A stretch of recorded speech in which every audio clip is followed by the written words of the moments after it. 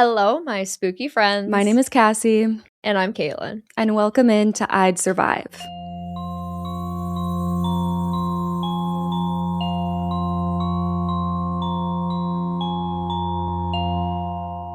You know, I did look at the camera at the end a little. It felt natural because I was calm that time. I was like, I don't have to put on anything.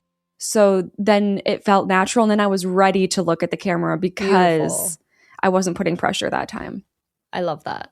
Anyways, I am getting my life back on track, everyone.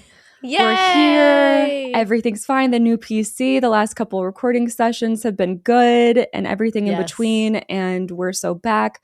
We launched our Patreon where we're doing bonus content and you can see us on video instead of just hear us in your ears. And it's been like a little bit of a learning curve to like remember that we're being perceived visually now and like, wait, what do I look like right now? Yeah, like, dude, I'm not gonna lie to you. I just like blacked out for a minute because I'm just staring at that purple thing on the floor behind you and I'm just wondering. Karma's toy? You can see Karma's toy? Yeah, it's wait, where is it? It's on the other side, right there. Under your mic stand. How the hell do you see that? You must have a wider angle view than I do right now. Well, I put you full screen. Well, that's it. Okay. So anyone watching on Patreon right now, you can't even see that. Don't worry about it. Actually, I think she's seeing things. I don't know what that is. Oh, no. Spooky. Yeah, but I feel like we've both just been super busy. Going into this podcast, we both know that we have not done any new horror, watched anything new, played anything new as far as horror this past week. I'm just still on my like resi grind for the most part. Well, actually, fun. You're on. You finished 3? No, 3 probably finishing today. But okay, and how's that been? Fun. Like I've really liked it. I mean, I'm still at the point like with 2 and 3, they're remakes. 4 will also be a remake, and then I'm interested to see what happens when I hit 5, when it's no longer a remake and it goes back to being the original. Yeah. So that should be interesting. But I'm enjoying that. It's fun. Okay. Well, yeah, I feel like it's okay that we're going to have a shorter intro today because we're returning to the escape room, I guess not franchise, but it's got a sequel. And yeah, it does. That's what we're doing today. And last time we were discussing an escape room movie, it was a lot. And the worksheet is going to be a lot again this time. Reminder that now we have an interactive worksheet that you guys can fill out too, the same way that we fill it out at our survivability check-ins. That is on Discord, which you can find through our Instagram. But this one's going to be another wild worksheet. Yay! But I found it a bit of a challenge putting the worksheet together for this one in a way that I didn't for the first one. This one is a little bit different. It's a little more nuanced. Yeah, no? I'm like, I usually going into a movie, I know like, okay, Caitlin's gonna eat this up. Or I know, okay, Caitlin's going to hate this. Caitlin's going to be mad. And with this one, I have no idea how you're going to feel about where this movie goes. Oh, boy. Yeah. So, okay. Escape Room Tournament of Champions, Taylor Russell. Is that what it's called? Yes. Oh. Oh, boy. It's Tournament of Champions. Yeah. Okay. We have Taylor Russell. We have Logan Miller returning. They play our 2 characters at the end of the first film who were deciding to hop on the plane to New York to try and track down. Oh, yeah. I forgot about that. Yes, this murderous escape room company. We have the same director, though, Adam Robitel. We have 4 writers instead of 2 writers for this one, but one of them is one of the 2 from the first. Okay. Maria Melnick, she's returned as a writer. Same producers, same cinematographer, same editor, same music team. Like, wow, a lot of people are coming back for this one. All good signs.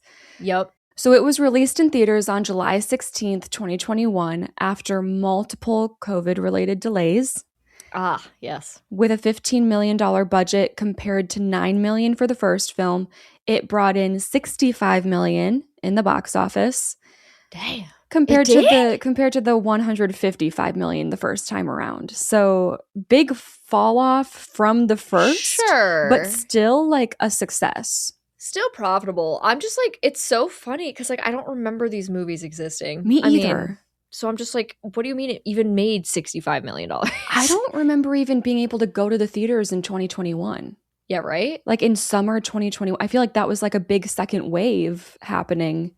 That's what I thought. I don't know. I don't know either. That whole time is a blur. A blur, yeah. So it's like, what do I really know? Yeah. As far as reception goes, there are a lot of mixed reviews. The same goes for the first film as well, though. But fans of the first film often agree that the sequel got a little too convoluted for their liking. Oh, no. Right. Also, there is apparently an extended cut version of this film that changes the story pretty significantly. Weird. I've decided to go with the original theatrical cut. That's what I like to watch first, so that's what I chose, to do today. Yeah. So let's see what you think and let's get into it. Oh, why would you convolute an escape room? It's pretty straightforward and it's pretty great. What do you mean you convoluted it? Yeah. I'm concerned. And how can you? Like, because escape rooms inherently kind of are convoluted. It's like, oh my God, this little, so what does that mean? We will find out. Oh boy. Oh boy. We open with a therapy session with our main girl, Zoe. Valid. Yeah, I think that's fair. Yeah, so we left off with her determined to track down the coordinates of a puzzle in the Minos escape room logo, and she wants Ben to come with her, the one other survivor, to shut down Minos and make sure that they never hurt anybody ever again, because she knows this is just going to keep going. Sure. Zoe has a serious phobia of flying, and in this therapy session, we learn that she's tried to board the plane to New York with Ben 3 times. They're in Chicago. She's failed each time and was backing out at the last second each time. Oh, backing out. I thought she was getting pulled over by TSA or something. I'm like, what is she up to? Take that as a sign, Yeah. It's like, what's going on? No, her phobia is just she can't do it. She can't step on a plane. That's fair. Yeah. So that is actually why she's in therapy, not because of the trauma of seeing people die horrifically right in front of her. She's not really too concerned about that, but because she really wants to get over this plane fear so that she can get to New York and face off with Minos. Okay. At that point, I'm just driving. 3 failed attempts. Just drive. Exactly. It's I bet 14, 15 hours. Yeah. Hop on a bus, a train, something. Yeah. After the therapy session, Ben is waiting for her out in the hall. They're on a college campus, and it's never specified exactly what college she attends, but like I said, we're in Chicago. Here we are. Sure. Zoe tells Ben that she's basically sick of these therapy sessions. It's not helping, and she wants to drive. Yes. Wow. Crazy. Yes. Crazy thought. Time to drive to New York. She's sick of waiting, and Ben's like, okay, I don't know about that because I've really enjoyed not dying these last couple weeks. That's been pretty fun. But of course, Zoe convinces him, you can't deny your trauma bond. It's time to go on a road trip. Heck yeah.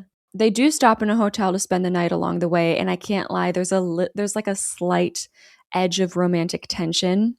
Okay.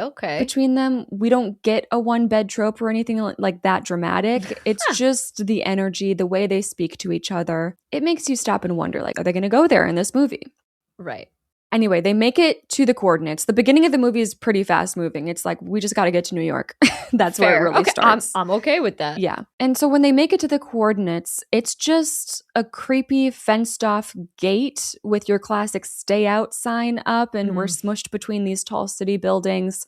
And it looks abandoned. They're both confused. Okay, are we sure we have the correct coordinates? I wouldn't be confused. No, that sounds exactly like what I would be expecting to find. Exactly.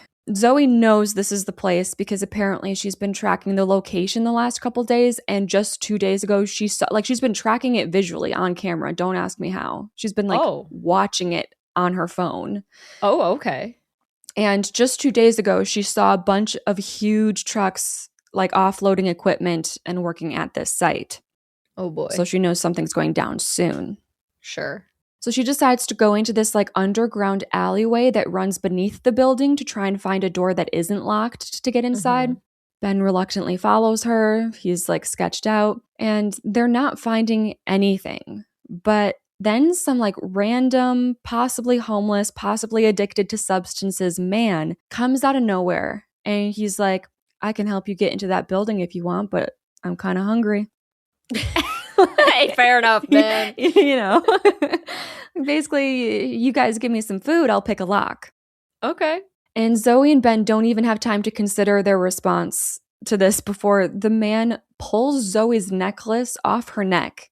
Oh. And just takes off running. Oh, never mind. Yeah, this necklace was given to her by her dead mother.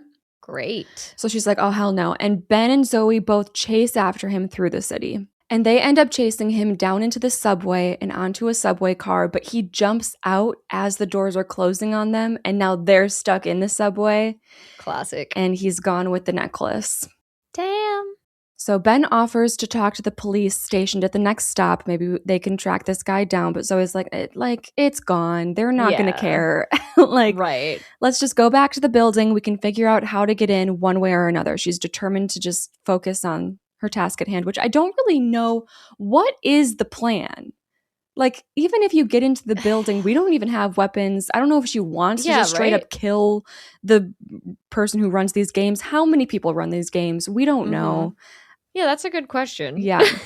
But then some weird noises alert Zoe to something weird happening in this subway car, and like screeches from outside that don't seem normal. So she walks up to the front of the car, and there's a little door that opens to a conductor's cabin, but there's no conductor in there.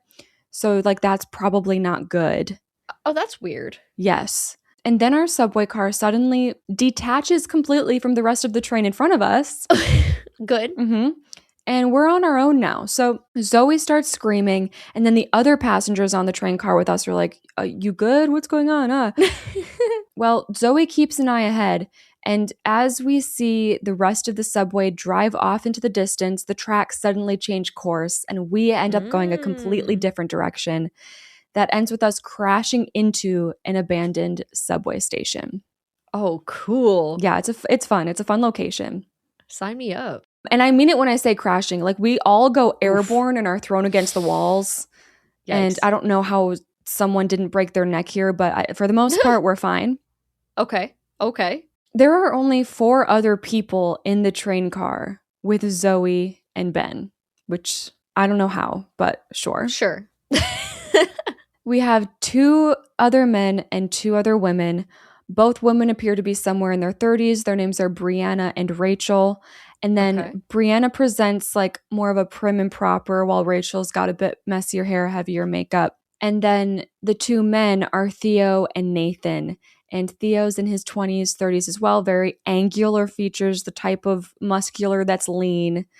And then Nathan might be 30s, 40s. He's giving alcoholic because he's got like a flask strapped to him, and it's like a weekday morning. It's the first thing he turns to after possibly being concussed. Like, you know. Yes.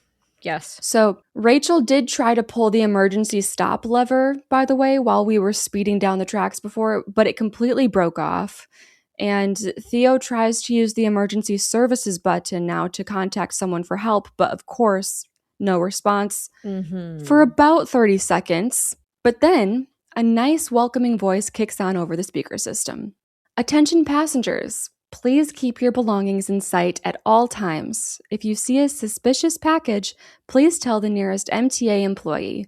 Remain alert and good luck. So, good luck. Good luck. At this point, probably long before this point, Ben and Zoe know what's going on. Sure. And Ben turns to Zoe saying, Minos found us. Rachel perks up and is like, did you just say Minos? And then Nathan sits up from where he was lying across the seats, and he goes, not again. So everyone starts breaking down and panicking. Zoe's like, wait, you guys have been in the games before? And Theo points out a mechanism in his ear and is like, how do you think I got this? They locked me in a goddamn submarine and then increased the air pressure until my eardrums burst. Ew. Yeah. Oh, that is the most horrifying thing. Yeah. I hate that. Rachel's the one to say it, so that makes us what? Tournament of Champions? Oh. Okay. You know? Oh. Yeah. Yikes. I'm going to pause here and just ask, it's a bit convenient, them all ending up in this train car. Yeah, I think that's weird. So here's my thing. I have 2 thoughts on this. 1, weird. 2, this feels like the kind of movie that's like there's an imposter among us kind of vibes. Like one of these people could be an employee, one or more. I don't know. But yeah, it is very weirdly convenient. I will say that. Right. I'm very curious about how the other 4 ended up on this car, like specifically. Right. And then it's like, hey, if we caught up to the man and got the necklace back, how were they going to get us on the car? Yeah, this very convenient. Yeah. Theo screams at the top of his lungs. No. Wait. Oh, yeah. Was the man working for them? Gotta be. Yeah. Oh, okay. So my assumption, yeah, that he was planted and led them purposefully there. But like, I'm still curious about the others, and I'm like, we might have caught up to you. We could have. Yeah, that's true. That's true. Okay, so many things could have gone wrong there. So many. Theo screams at the top of his lungs, no, no, no, and he tries to break down the doors of this train car, but it's just not going to work. Rachel stops him and tells him as much. They know Minos and the lengths that they go to, and she's sure the doors have been reinforced to the point of being unbreakable. It's like, right. We can't get out of this. Yeah. He sits down and gets emotional. He's like, today's my wife's birthday, and I told her I wouldn't be late. I'm always late. Oh, I know, that sucks. Ben's breaking down too, saying that he should have convinced Zoe not to come to New York. But Zoe's surprisingly calm, and she assures him, like, we've broken out before. We'll do it again. I'm like, okay, confident. Sure, yeah. It was so easy last time, yeah. Right. Rachel tries to keep up morale too. She's like, hey, we've all done this before. If we complete all the puzzles, we win. And Theo corrects her, you mean one of us does. And I'd also just like to say that I'm confused because in the last movie, Ben was technically the winner and the game master still tried to kill him in the end. And then Zoe came in and was like, nope. And then, they killed him instead and then they ran off together. So I'm like, how the hell did all of these people escape Minos? Yeah. Wait, that's a good point. Anyway. Anyway. Now we're really getting started because some giant machine outside hooks itself up to the train car and starts pumping electricity into it. Oh. So basically all of the metal in the subway car, the poles, the like little hangers that you hold for balance, and like Google search. Yes. Did we talk about that on or off? I can't remember. I think it might have been on the podcast. No, I think it was on. Was it on? It might have been. God. I hope it was. Oh, it was. It totally was. Yeah. Yeah. Oh my God. That's so funny. So a whole bunch of random mechanics inside are now electrified at an insanely high voltage. So wonderful. Zoe pushes her finger against a pole and then jumps back in pain. Like half of her watch just completely blackens from the shock. Ooh. So no touching allowed. No touchy. No touch. Now, Nathan finds a bag underneath some of the seats. It looks like a typical stripy travel bag. Inside is a towel and a metal door handle. Well, of course. Yeah. So everyone splits up to do some clue hunting around the train car. Brianna finds a section of the flooring that can be pulled back in a perfect square to reveal a rectangular manhole cover, but it's covered by a pane of glass. But she's showing everyone and thinking this is probably the way out. We need to figure out how to get through this. Sure. Theo is bored of her clue and is like, look, this metal door handle obviously goes to the conductor's booth, so that's what I'm going to do. So he shoves the handle into the hole of the conductor booth door and immediately gets shocked really badly. Yeah, because it would have metal. It's a metal door handle. Yeah. Don't know what he was expecting. But then he has a good idea. He takes his leather belt off because leather is a good barrier to metal. And he wraps it around the handle before trying again. And this time it works. He doesn't get shocked and he's able to open the conductor booth door. Okay. Both Theo and Ben peek inside. The mechanisms on the conductor counter are going haywire from the electricity running through them, and 2 literal lightning bolts of electricity shoot out at both of them, making them stagger back in pain. Yes. But Theo stays focused. Inside the booth, he sees a subway token slot. It's this little mechanical box that you put your tokens into to take the subway. This was a back in the day thing, something he hasn't seen since he was a kid. And the number 9 is lit up in red on this token box. Above it, there's a sign that says, all false advertising must be pulled. So Zoe concludes that maybe there are subway tokens behind the ads that are pinned up on the train car walls. And Brianna's like, okay, but all the frames are metal, so we need a tool to like pull the ads off the walls. Right, okay. Something comes back to Ben just then that he noticed before the train car went haywire. He leads the group over to a poster that says, Hourglass Bay, lose yourself in the sand. But the E is missing in the word yourself. So this has to be one of those specific posters they need to remove because it's false advertising because there's a grammatical error. Oh, okay. Yeah, or a spelling error. I see. So they find another one, and now we have a C missing and an E missing from different posters, different words. Right. And Zoe notices that there are 26 handles hanging in the car, like that you hang onto for balance. Metal handles. And she's like, okay, 26 handles, 26 letters of the alphabet. Maybe we're supposed to pull the corresponding handle to match the letter and spell something out.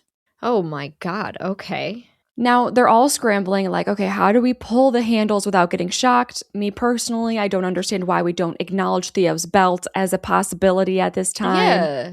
I'm like, maybe we have to pull multiple handles at once. So we need to figure out something more. But Brianna finds like a rubber base at the bottom of the striped travel bag. And she pulls that out and she asks if anyone has keys that she can cut it with, like cut different sections off for everyone to have a piece. Okay. And this is when Theo starts to really piss me off. So, oh boy. He has keys. He goes, yeah, here you go. And then he tries to throw the keys to Brianna, but they smack right into a pole and completely fry and send electricity volts everywhere for a second. And Brianna screams, like everyone drops to the ground like it's chaos. Okay. I'm just confused as to how he ever survived one of these games. Yeah, bro. What? That is just pure disappointment that I feel in my heart right now. He's like, so everything is metal. Let me put this metal handle on the door and open it. I'm like, okay, strike one. And then this was strike two. And I'm like, oh, wait, no. Okay. You should be dead. Yeah. Anyway, Brianna cuts off sections of the black rubber base, hands them out to everyone, and one of the handles is green on one end of the car, and on the other, the last pulley handle is red. So they assumed that green starts with A, and then it must end on red for Z. So Zoe figures out where C must be, pulls the handle, and a C coin, like a coin with the letter C on it, falls out like down, and she catches it, and then the electricity suddenly bugs out for a second. Like it gets darker in the car, and then Zoe enters the coin into the coin machine, and she doesn't get shocked, which she should because the coin machine is metal. But I guess since they got a coin, now they can do that. Okay. But like the rest of the car is still electrified. It's just the coin machine, you know. It's just not. Yeah, okay. Yes. We accept it and we continue. Sure. They enter another coin into the machine, and now with 2 coins submitted, the number 9 displayed on it is now down to 7. Everybody is looking everywhere for these missing letters, extra letters, anything out of the ordinary on these posters.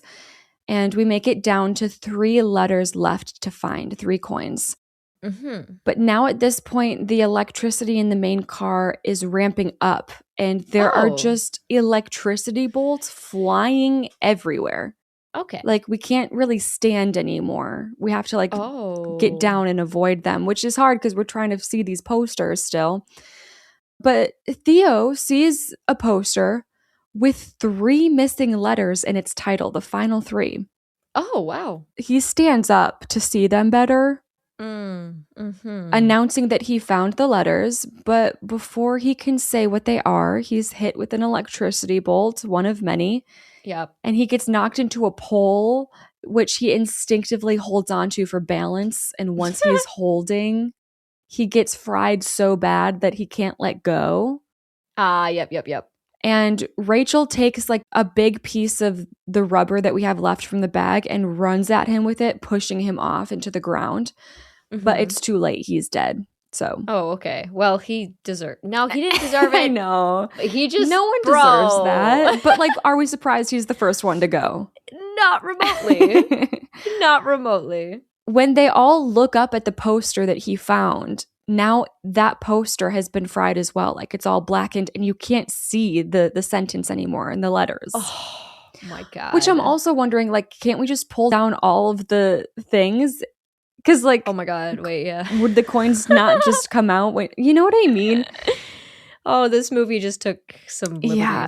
And that's okay. That's okay. Like it looks fun, so that's good. Yeah, we love that. Yeah. So we're not sure what to do now, but Zoe notices the electric sign near the ceiling that usually lists next stops, like the digital sign, and there are 3 letters missing from its opening sentence. So she realizes that, she screams W, O, and B, and everyone manages to help and pull the levers and then get the coins over to Ben to insert into the machine. And once they're done, the pothole, whatever you want to call it, opens up like a trap door, and they all drop down into an elevator that starts to lower them deep beneath the city. Okay. It's interesting. Like, I get, like, we know what we need to do. We know we need to move forward. Yeah. But, like, I don't even know if I'm bothering, man. I'm like, well, I'm just Just walking take into me. another trap. Like, Well, that was Zoe's whole thing in the first one, and that's what saved her in the end, was being like, if we just keep playing their game, we're gonna die. That's what they want. right. So we need to figure out how to, something they're not expecting. So when the elevator that they're now on comes to a stop, they're about to open the door to the next room, but Brianna tells everyone to just chill out for a moment because we literally just watched someone die, and she low-key wants a moment of silence. They realized that they didn't even know Theo's name. We know because he like muttered it to himself at some point. But now they're like, damn, like I feel bad, but like I don't even know that man's name. Yeah, well. Now they decide, well, because of that, they decide to now finally introduce themselves to each other. Okay. So Zoe asks everyone if the electric subway car meant anything to anyone, because it could be a small piece to the bigger puzzle. Like this company likes to do themes. For example, she explains her and Ben were in a game with lone survivors. Everyone was a kind of like not a freak accident, like the opposite of that, like a freak survivor where it's like, you should be dead. Yeah. And the rooms were modeled after the players' near-death experiences. So no one feels any connection to the subway room, but we do get to learn what the themes were for the other players in the games that they played. So for Brianna, they were all influencers. Oh, dear. Oh, my God. Help. For Nathan, they were all priests, and the game master was curious about whether their faith would help them survive. Interesting. Rachel keeps her experience to herself and doesn't want to talk about it. And that never comes back around. Really? Yep. And that's then, crazy. Actually, I have a theory. I do have a theory, but it doesn't outright tell you. Okay. So I'll say my theory later. Maybe the extended cut. Maybe. Or maybe I'm just stupid, because later when I tell you my theory, you might be like, well, obviously. Now that I'm thinking about it. It just wasn't spelled out exactly. But okay, we'll get to that. And then I'm excited when Ben points out, hey, so I was the winner for my game, and at the end, some vaguely European man tried to strangle me to death. Like, I would have died if it weren't for Zoe. Did Minos just let you guys walk away after winning? Right. Yeah. And Rachel answers dryly, oh yeah, they gave me a hug and called me an Uber. It was great. But then no one actually answers that question. Wait, what? And I just stay frustrated and confused as the group decides that they should probably get started on the next room. Wait, I assumed that was just like a sarcastic answer, and then we were going to be like, no, really, this is what happened. Exactly. I was waiting for like the follow-up actual explanation. Nah. Who cares about that very vital detail? Oh, yeah. So they exit the elevator and they enter a huge bank. And this is our first survivability check-in. Oh, wow. Quick. Kind of went by fast. Yeah. Usually we're hitting like the hour mark around the first. Yeah. First usually takes a bit. Exactly. Wow. Yeah. Wow. Like so far it's fun. It has potential. Yeah. Yeah. I mean, like, I'm here. I'm vibing. Yeah. I recognize that this is one of those movies that you just gotta roll with it and accept it sometimes, and that's true of a lot of horror. So I don't really fault it too much on that front. Sure. Okay, so for our first check-in, I have 6 questions for you. And our first one is a deadly question, which is weighed 3 times more than the others because I think it's a really important question. The first question? Yeah. Damn. Do you track the Minos building down in New York? We had this at the end of the first one, didn't we? Or I guess it's the opposite. Do you refuse? Oh, right. I think this was kind of in the last. Yes, this was the end of the last one. Yes. And now it's going to come back into the beginning because it's like what launches the whole movie.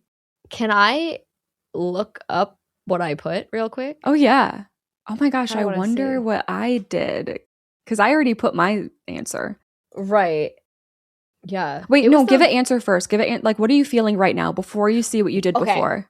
Okay. I'm feeling like no. I would like just live and let live. And I would go like a 92. Okay. Now let's see what I put. Was it the very last question? Yeah. 97 is what I put before. I put a 98 and this time I put a 99. I'm just like, you're just like, nah, absolutely screw not. this. Yeah. Okay, so you want to put a 97 again or? I'm going to split the difference and go like 95. Okay. Could you track down the way I wrote this? Could you track down the crackhead burglar before reaching the subway? Nah, he's probably good at what he does. And like, I'm not very, like, my endurance is not very good. Yeah. And I don't know New York like that. Yeah, no, true. Same. Yeah. Because, like, I think when you're, like, it's easier to be like, I could run away than I could catch up. Catching up is a little more difficult. I'm going to give myself a 14. Yeah, I went with 12. Yeah, exactly. It's like, probably not. Would you figure out a way into the conductor's booth without getting shocked? Well, okay. I definitely wouldn't get shocked. Yeah. Let's just put it that way.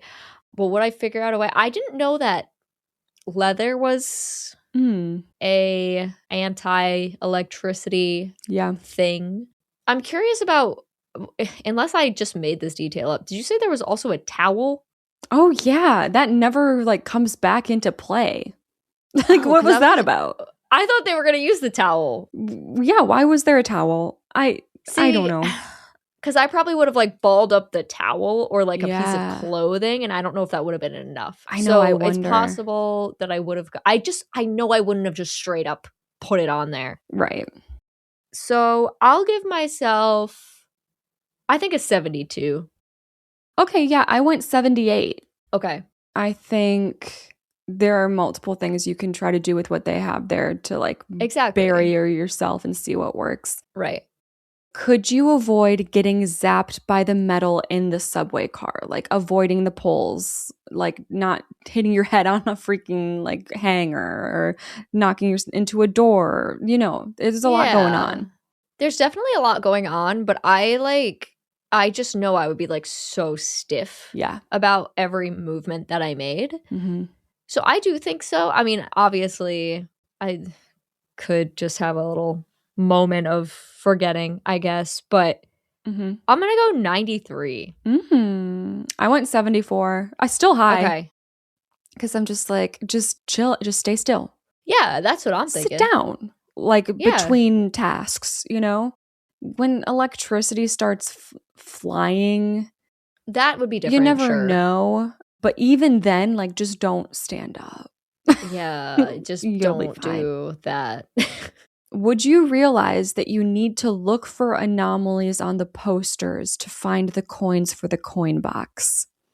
Well, I have 100%ed 3 observation duty games, so I am a bit of an expert on the anomalies now. I do think, like, as soon as you said something about false advertising, I was like, oh, like, there's tons of advertising in a subway car.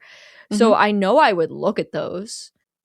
And I feel like after a while, I would probably pick up on it. Yeah. I think yes. Maybe I'm being confident on that. I'll say 87. Okay. Yeah. I went with a 51, which Okay. like this isn't very different from how we answered some puzzle stuff in the first one. Like I feel like I'm just not, I think you're a better escape room person than I am. Like finding the anomalies is not the hard part. Realizing that I have to is like the part where I'm like, Sure. would I notice the poster? And then would I Yep. correctly understand what the poster is trying to tell me? Like that's where I'm like, I'm in the upper half, but I don't know. Did you say you've never done an escape room? I have once and we did not You win. did. Oh, okay. I mean, Yeah. I've never won either. Oh, really? They're generally pretty difficult. Yeah. I've only done 2, but we lost both times. Well, I don't mean to brag, but there was one escape room. I got like one of the best times in, better than any other person that went through it. This little thing at TwitchCon. Well, okay. I was wondering where this was going. And then No, yeah, at TwitchCon there was technically, if you can even call it that, they labeled it an escape. Actually, didn't they? They labeled it an escape room at first, but then they changed it to like horror experience. Yeah, something like that. It's like, this is not an escape room, you liars. Yeah, it was really easy. It was pretty easy. But no, I've gone to like a proper one once, and I was not much help. I'm not gonna lie. Interesting. I just feel like if you know you're in an escape room, you know your brain has to work differently. Mm-hmm. You know what I mean? So like, I just feel like you should give yourself more credit there, because like you're gonna know that you're looking for clues. Yeah, I need to do an escape room soon because I was like 18 when I did it, and that's a while ago. like my brain a lot more now than what it was doing at 18. We should do one. We need to get together and do one. That'd be so fun. Yeah. Actually. Oh my God. We can plan a whole trip. Hey, tax write-off. Let's go to Hawaii and do an escape room. Yeah. Perfect. Okay. Would you successfully find all of the coins in time without getting zapped? Okay, lower here. I'm wrapping up a lot of stuff into this one question. Yeah, for sure. Yeah, no, this is because there's a lot to consider. It's definitely got to go lower. I mean, with the electricity, I think that would scare me a lot. Yeah. Like I would be afraid to get up and be afraid to, like, I don't know. I feel like my mind would just be a mess. Mm-hmm. So, 36. Oh my God. I went What? 89. Whoa. Yeah, because at this point, I'm assuming that like we know what's going on and what we have to do. Now we just have to do it. And I feel like for both of us, I think we could have found the anomalies way faster than they did. Like it's just, well, fair. I feel like we'd be really good at that and get that done really quick. And then, yeah, with like the whole like lightning everywhere, girl, I'm gonna stay down and I'm gonna be fine. And then like that poster that got fried, it ended up not even mattering, like because of the digital sign. Yeah, I was gonna ask you about that, and then I didn't. I was like, wait, I thought the 3 letters were burned, and then they found the 3 letters elsewhere. And I was like, wait, huh? So I'm just like, okay, it seems like pretty easy. So yeah. Okay, so for my first act survivability check-in, I am at a 75%. I like that. That's clean, you know? Yeah. A clean 75. Love. Okay, my average is a 73. Mm-hmm. So, yeah, we're around the same place for this. Okay. So back to the bank escape room. It's this huge, intricate bank hall, and there's a giant circular vault door that's cracked wide open at the end of the room. This sounds fun. I like the setting too, yeah.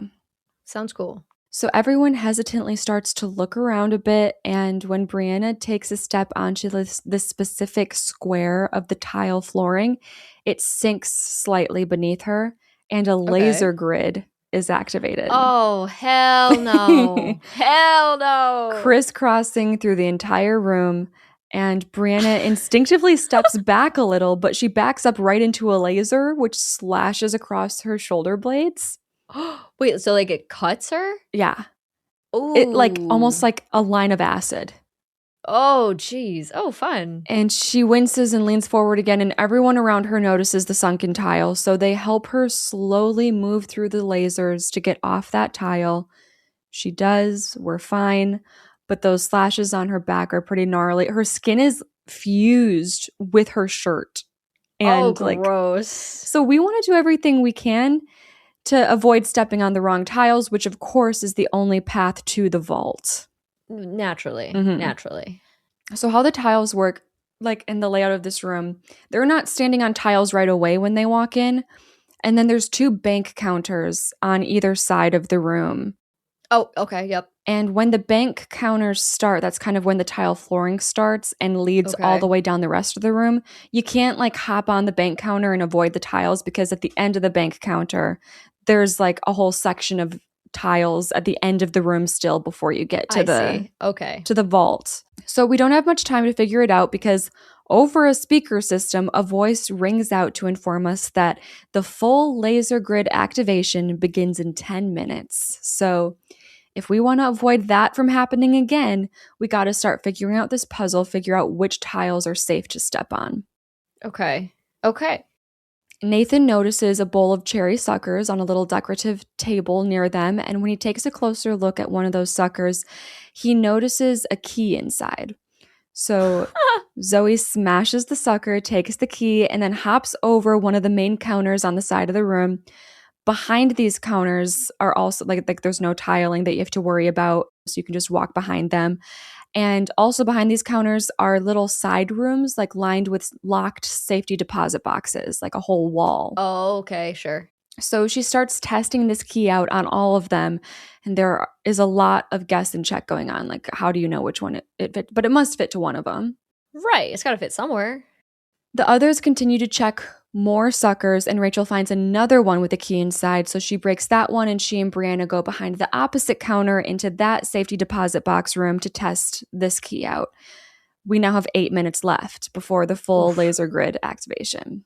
So by full laser grid, does that mean like instead of one tile at a like the whole thing will just go off? Yeah. Regardless of where you're what tiles you're touching? Right. Yeah. Got you. So we have 10 minutes to figure out the tiles and not have to deal with the laser being activated.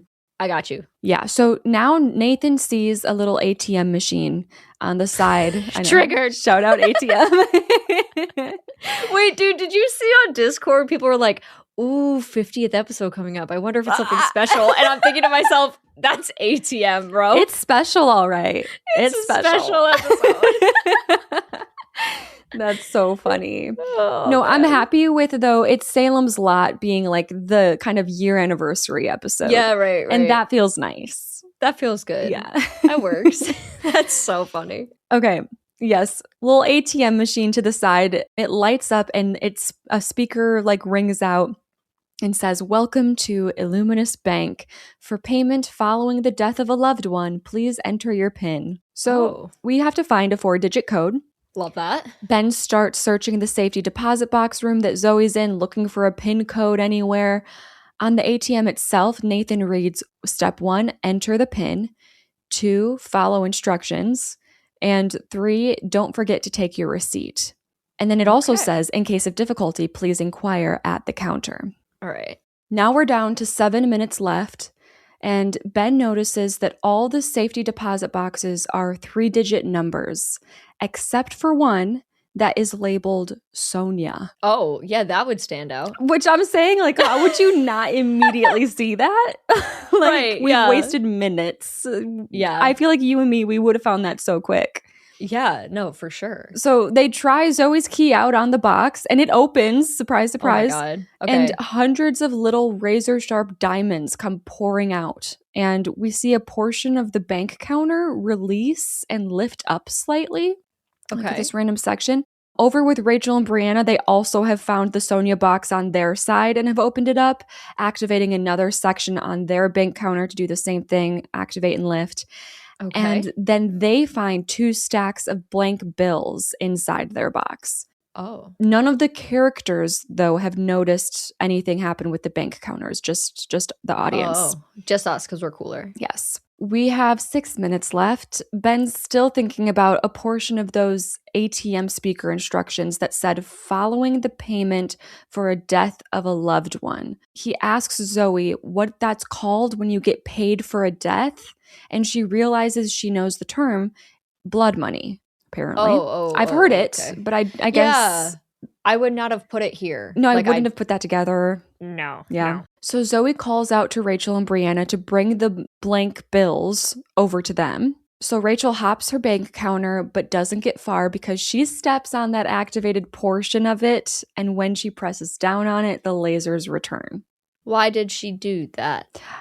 Like, I would notice. I would think. Yeah. Like, we kind of surveyed the room already. Yeah. And it's like it's blocked out. It looks different from the rest of the counter. It's not like blended in. She immediately jumps off. Risky move because, yes, there are lasers everywhere. But as soon as her weight is off of that section, they disappear. So, like, she falls without touching anything. But yeah, they're like, okay, counters are off limits now. Like, let's not do that. Yeah, let's not do that again. And take 2, we get the bills over to Zoe and Ben. Zoe pricks her hand, like her finger, on one of the really crazy sharp diamonds. So she rub that blood on the bill. Exactly. Blood smears across the bill, and on the bill, a code is revealed, 0526. Love it. So Nathan runs over to the ATM, enters the code, and as soon as he does, all the analog, I had to look this up because I was like, what are those called? Like just traditional round hands on a clock clocks. All the analog clocks in the room start going crazy. The hands on them start spinning and spinning. Cute. Each clock is labeled with a different city. We have New York, which stops at 12:09, 3:02 in London, and 12:03 in Shanghai. Wait, can you say what New York was again? 12:09. And London was 3? 3:02. Yep. 3:02. Okay, so they're not actually meant to be true time. I was confused for a second, but no, that makes sense. Yeah. A receipt also pops out of the ATM. Nathan reads out, plot a course by the hours of the day, count the minutes every step of the way. So Nathan thinks, okay, this means on the black and white tile course, 12 o'clock means straight. So 3 o'clock would mean right. And as far as counting the minutes, Rachel puts together that maybe 12:09. 9 steps. Exactly. 9 steps straight because it's 12. Yes. All right, let's go. Okay, cool. So the speaker system informs them that they have 5 minutes left and they have no idea where on the grid to start. That's the problem now. Zoe notices, though, a convenient little poster of the bank room layout on the wall, and on there is a literal arrow pointing to a tile that says start here. So okay, cool. That's crazy that everything is so complex and they're like, yeah, just start over here. Yeah, I know. Okay. It's such a weird mix. We're supposed to start 3 tiles from the left counter. Nathan is down to go first. He grabs a bunch of suckers from the bowl to leave down on each tile he passes so that the others can complete it faster instead of having to do the math themselves. And when he takes his first step on the 3rd tile from the left, the lasers aren't activated. It doesn't sink down, so their logic seems to be correct. Okay, yeah. He goes 9 tiles forward, and we're all good. The next time is 3:02 in London, so that would be 2 tiles to the right. Again, we're all good. Okay, it's working. Finally, we have Shanghai, 12:03, so 3 steps forward. 1, 2, and on the 3rd, the tile presses down under his weight, and Nathan drops instantly in fear, but no lasers appear. Oh. Instead, this tile has activated a cabinet door behind Rachel and Brianna's counter to creak open, revealing a hidden safe. This is so fun. I know. And he's about halfway to the vault at this point. We still got halfway to go. So we run out of the whole clock puzzle system. And now there's a new puzzle here to figure out the rest of the way. So yeah, it's the safe. It's a combination lock. We're going to need 3 more numbers for the combo. Okay. And on Nathan's tile, a message appears that says, money makes the world go round. Don't let it stop or else it all ends. So, so you get exactly what you're supposed to do, right? Yes. Oh, I'm doing so well. All of the remaining group behind the counters is scrambling, looking for a 3-digit code, and we now have 3 minutes left. Oh, jeez. Yeah. Well, Nathan's getting antsy, and he doesn't want to wait any longer for the others to find a code. He doesn't think they'll do it in time, so he decides to just start taking guesses with the tiles. Yeah, good idea. And he makes 3 tiles of progress before his luck stops. Yeah. And the lasers activate, and he falls to the ground, smacking his head on the side of the bank counter in the process, somehow not getting slashed by the lasers, but he does get knocked out. That's crazy. I'd be so annoyed.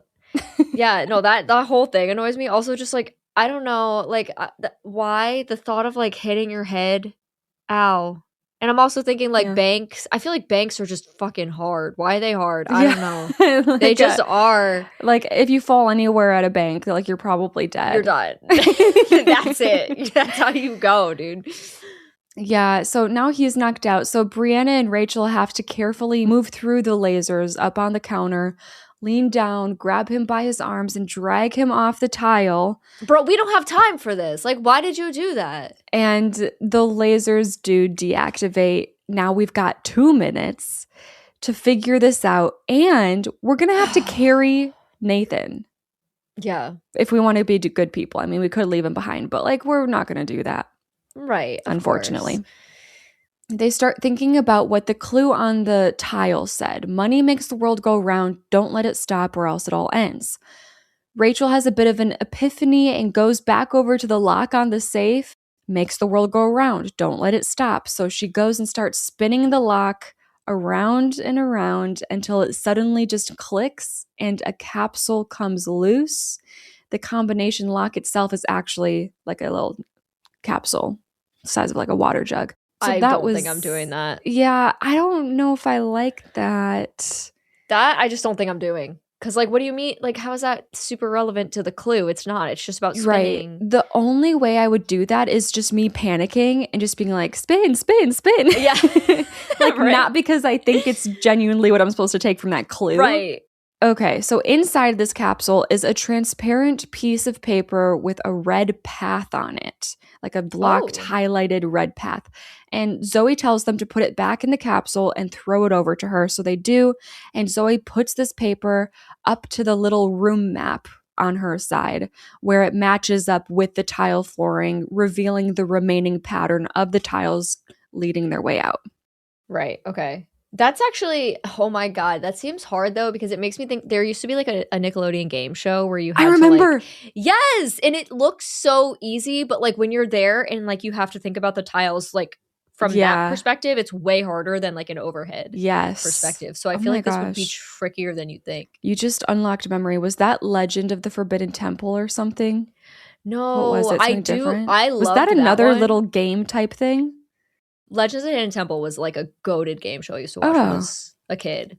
But there was one that was more like modern looking, like with a white floor with tiles. I remember the tile thing. Yes. I forget what that show was called. I'll need to deep dive. Yes, we need to. So Ben doesn't want to leave Zoe behind here, but she insists that he go and start on this path immediately. And she's going to like read the directions off and stick with the... Oh, that's smart. Okay. Yes. Yeah. So he does, hauling Nathan over his shoulder along the way, and Zoe guides Nathan, Brianna, and Rachel to the escape. They do still leave suckers along the way as well for her, and it comes down to like the last 10 seconds. Of course it does. Where Zoe ditches the paper and runs through the cherry sucker-lined tiles and jumps through the vault into the next room with everyone like literal last second, just barely avoiding those lasers. Of course, right. I have a question. Yeah. Was this section of the film done in like 10 minutes? I'm actually not sure. I'd be curious to go back and look. I think it was a good... I don't think it was exactly 10. I think it was a bit longer. That would have been cool. Yeah, I do like when a movie like takes the real time. Yeah, that makes me want to go back and rent it again just to see. Just to see. Somebody let us know. Yeah. So everyone's good, and this next room, it appears that we're in like a very suffocating, very rocky cave. Oh, Cassie's favorite. Yeah, you know I love a little cave diving. Yes, of course. Nathan is finally coming to, so we don't have to haul him around anymore, which is great because the rocks start caving in. Okay. So They have to run, like, there's a little light that they see out of this cave, and they all burst into a sunny beach setting. So the cave isn't actually the next room. It's just a little tunnel to get to the next room. Oh, okay. That's God. Fine then. Yeah. No, we're at the beach. There's a lighthouse, lifeguard tower, sewer grate, little food shack. Like, is it a real? It's a room. Like, there's a wall that you can see. Okay. For a second, it's weird. Like, a couple times throughout the room design in this movie, it looks just absolutely real, but then all of a sudden it'll glitch a bit and it'll show, no, actually, this is just a wall. So that's like what the ocean is. It sounds like the ice room similarly. Yes. Yeah. Okay, yeah. Very, like, cluttered, real feeling, touristy beach. And Brianna notices a Polaroid camera in the sand. So she picks it up, and on the camera, it says, "It will last longer." So they test it out. Yep. They test out the camera, take a picture. And when they do, the whole sky pretty much lights up and, like, flashbangs them. Oh, cool. And they have to close their eyes and, like, readjust the light. And when they do, they notice that, like, the saturation of the room that they're standing in now has become much brighter and more colorful. Like, actually, or just because of their eyes playing tricks actually. On them? Oh, okay. Yeah. So when the photo is done developing, on the back it reads, "Drop your anchor at Hourglass Bay." And when she holds the picture up to the beach in front of them, there's a pretty obvious difference. In the photo, there's a boat sailing in the water, but in the room, there's no boat at all on the water. Okay. So anyway, we don't really know what's going on. Everyone splits up a little to take a look around this new room. They don't notice that when she, like, just sets the Polaroid camera and the picture, like, back down in the sand, as they walk away from it, they both sink very suddenly and forcefully beneath the sand. Oh. Yeah, so we got little pockets of quicksand ready to be activated. Apparently. Eventually, the group finds a metal detector in, like, a pile of boat junk. So I guess that's what the clue was. Like, look for a boat, but it's like a boat, like, torn up into pieces. Anyways, the metal detector is important, I guess. That is not what I was thinking. Nope. Okay. They also discovered that on the door to the food shack, there's an indent of an anchor. So we're definitely supposed to find that physical anchor and put it into this door. Got you. So we have the metal detector, and eventually, after roaming by some, like, creepy mannequin tourists, we finally get some alarm bells from the metal detector. So we all start digging, and yes, we dig up an anchor. But Lovely. The anchor is attached to a rope. So they all start pulling and pulling. Like, it's a really long rope. And eventually the rope snaps. And the end without the anchor, like, slithers back beneath the sand before any of them have a chance to grab it. What? And the anchor starts to sink pretty rapidly too, like quicksand has been activated. Yeah. Ben jumps after the anchor and pulls it up out of the sinking sand for dear life. But at this point, the sand is, like, the sinking is spreading wider and wider, attempting to kind of take all of them down. And everyone does manage to avoid the sinking, climb out, get to a more stable ground, except Rachel. Oh. She sinks beneath the sand completely. She gets taken by the sand. Ew, I hate it. And I was ready to accept an RIP, but Nathan is like, nope, I need to go in after her. Oh. Kind of random. Sure. Yeah. So he grabs a ring buoy from nearby and ties the rope to it before throwing it around himself and demanding the others to hold onto the rope and pull him back up. Okay. So he's going to dive in after her. And the group tells him no, like, she's gone. This is how the game works. But he refuses to listen and dives into the sand pit, disappearing beneath the surface completely. Hell no. No, I couldn't. Nope. Well, for my dog, I probably could. Well, we know that. We're aware. The group do their best. They start pulling again. And after a good 20 seconds, Rachel actually resurfaces holding onto the rope. Oh. So they keep pulling. She gets pulled out. But then as they keep pulling, Nathan finally breaks above the surface as well. And just as he does, the rope snaps again.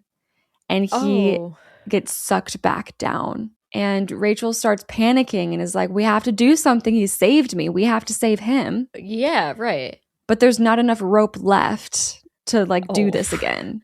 And that's crazy. Yeah, we like need to get away from the quicksand because it just keeps spreading. Yeah. So they take the anchor and they run over to place it in the food shack door. The door swings open. Inside, it's cramped. There are crabs boiling on the stove, and there's a fridge with a postcard that says Bon Voyage on it. So Zoe's thinking that this fridge is the way out, but of course it's sealed shut. Also, I should say that in this room, like this whole escape room beach situation as well, there are a bunch of little nods to someone named Sonia again, just like in the bank. Oh, okay.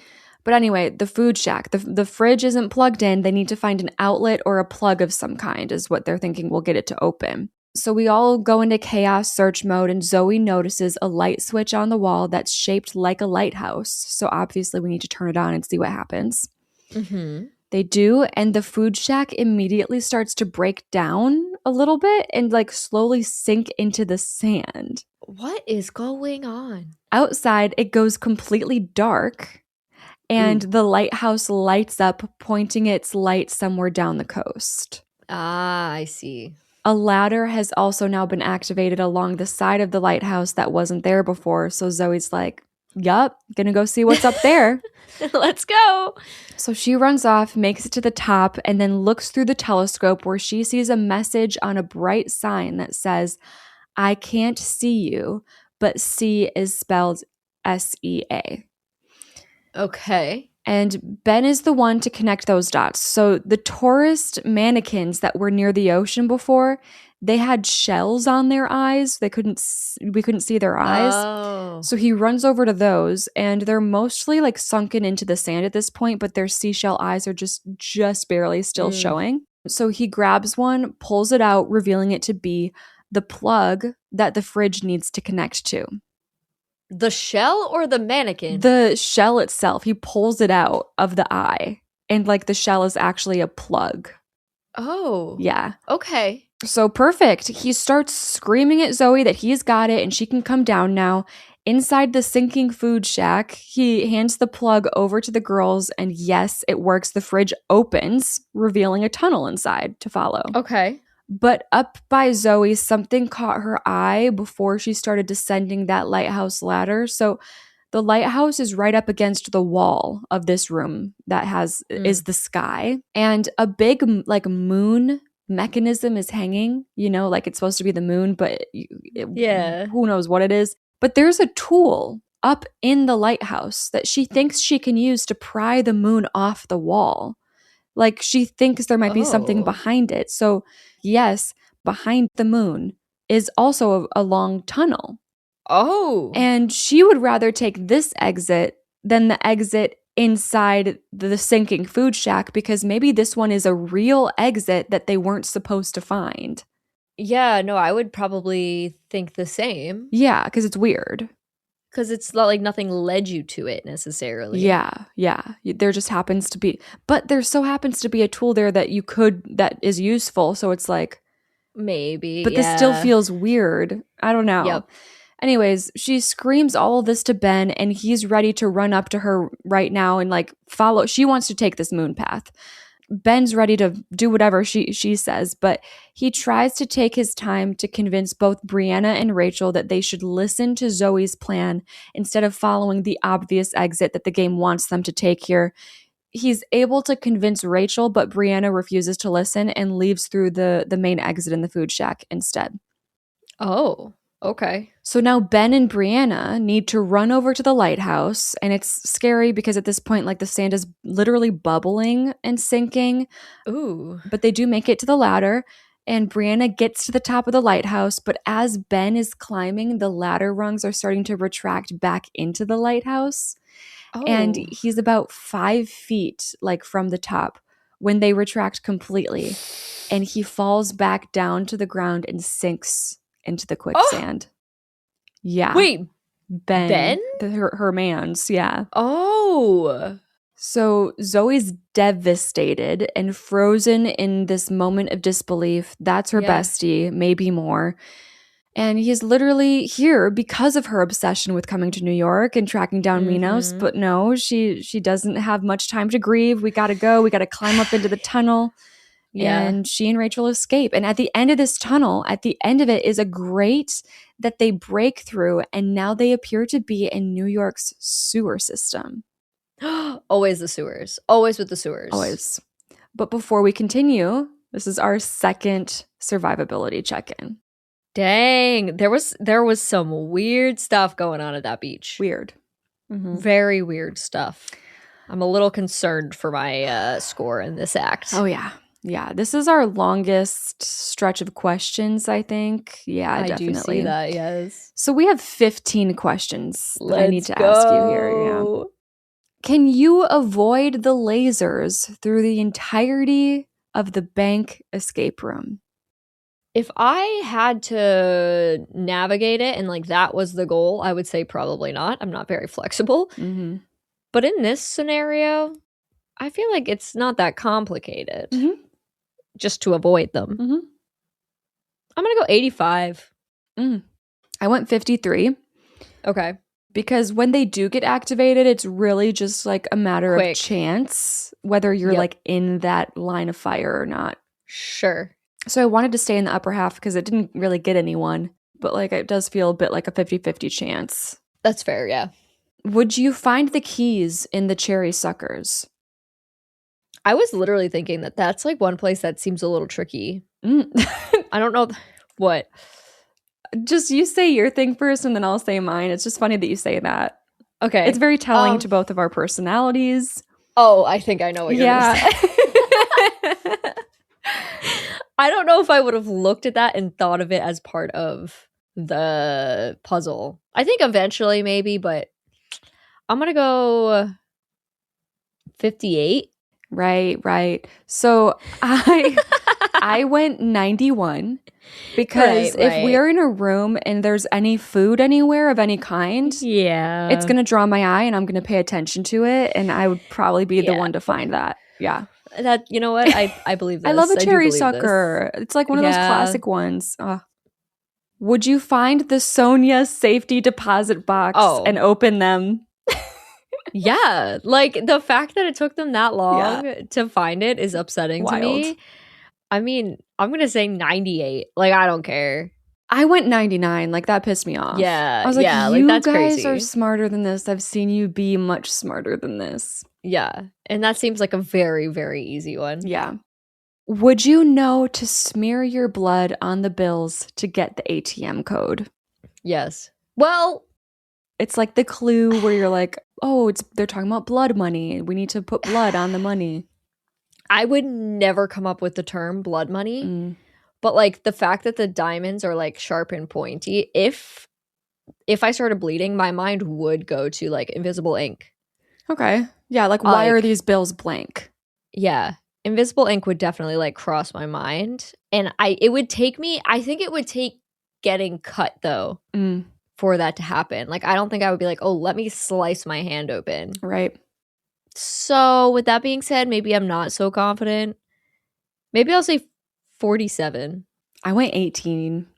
Really? Okay. Obviously, because it's like one of those like random clues that's a stretch, and it is. I might eventually get there just from guessing and just throwing stuff at the wall and seeing what sticks and everything. Exactly. But yeah, I don't think I'd get to the whole blood money thing either. Yeah, no, I would not get there via blood money. Let me just say that. Yeah. Could you solve the clock tile puzzle? The clocks absolutely. Change hands, and then it's like the code of like there's an hour and minutes code, and then they put together that means direction and all that. I think yes, because honestly, this particular puzzle reminded me of Resident Evil. Like it was so Resident Evil coded. Yeah. And the fact that it was like 12, 9, and 3, like I feel like you would put together that those are forward, left, right. Sure. I think this one, yes. Not 100%, obviously, but like I will go 86. Okay. Yeah, I went 68, which is, I feel like, in line with the credit I give myself. Yeah, just about. Yeah, I think it is one of the easier moments as far as this room goes. For sure. Yeah. Could you solve the money makes the world go round puzzle and spin the lock until the capsule unlocks? No. Like, that is to me like the biggest stretch of all time. Mm-hmm. I don't think I would figure that out. I really don't. I'm going to go like 9. I went 75. Whoa! Because I know I would just spin it. Like, you need that fidget toy. Yeah, I would just be like, come on, come on, come on. I'd be stressed and I'd just be spinning it like haphazardly and I would accidentally get it to unlock. That's fair. Yeah. That is fair. I'm like a panic clicker in video games. You know what I mean? Yeah. You that button masher. Yes. I get it. Okay, we have a deadly question next. Oh boy. Would you escape the room in time with Zoe's guidance for the remaining tiles? You're not Zoe giving the direction. You're just one of those people following direction. Yes. I mean, I don't see why you wouldn't. You know what I mean? Mm-hmm. I would say 99 on that. Yeah. I went 95 because, like, what if I just fall over? I don't know. And then I die. Yeah. Like, you know what I mean? But yeah, same concept. Yeah. Another deadly question. As Zoe, could you guide everyone and still beat the lasers in time to get into the next room yourself? I think a little bit of this is like, would you be that person? But also mostly it's like time-wise, she's really against the clock. And how it works in the movie is like the lasers pop up in sections behind her and she's like outrunning the sections of lasers activating in her wake. She's just got to focus on following the suckers and then getting inside the closing vault in time. Bro, every time I see a scene like this in film, which obviously is almost every single movie these days, but it just gives me so much anxiety. I know. Like, and especially when it's like squeezing through that shutting door. Like sliding under the garage door. Oh, yes, exactly. I was literally thinking of exactly that. Mm-hmm. It just stresses me out. I don't have endurance, but I can sprint. So I'm gonna go below. I'll go 42 is where I'm gonna go. I went 26. Okay. Because I don't know, I might panic and just fall or like freeze. I think it's funny that twice you're like, well, what if I fall down? No, I'm like, I don't have very good balance. What if I just fell? Okay. Would you take a picture of the beach with the Polaroid camera? I would definitely test it out. Right. I think everyone would. Me, like you being like, well, I put one. No, there was still, I remember that one time when you're like, yeah, it would be so stupid to do that. Oh my and God. I was like, okay, so I would do that. So actually, no, I mean 100. I'm actually going to say 100. I went like 99. Why? That's fair. Yeah. And but 100 that's is probably more realistic. But like at the same time, like if a camera's there, why wouldn't you take a picture? Right. Of it? Would you find the metal detector and use it to find the anchor? Oh, this one frustrates me because as soon as like we took the picture and there was like a picture of a boat that wasn't actually there, I would think to look in the direction of where that was. Yeah. More so than looking for a shipwrecked situation. I guess I would also like look for signs of a boat, not in a shipwrecked manner, but like a picture of a boat somewhere or like a figurine of a boat somewhere. Like, yeah. There wasn't a strong tie there. This one's tricky because, oh man. I'm going to say I'm feeling 27 for some reason. Okay. Which feels a little low, but at the same time, like I really don't think that's where I'd be looking. Yeah. I went 88 because I think I would just be looking everywhere. And I would just, I would have to eventually find that. And once I see the metal detector, it's like, okay, well, yeah, we're obviously going to use this. So it's like, no matter what leads me to finding the metal detector, I think I would find it. Fair enough. Yeah. Would you avoid the quicksand during this escape room? Another kind of like general, the entire time situation. Are you going to get sucked in there? It can just get you. I feel like this is kind of like what you were talking about before, like 50-50. Yep. I'm going to say 50. Okay, I went 51.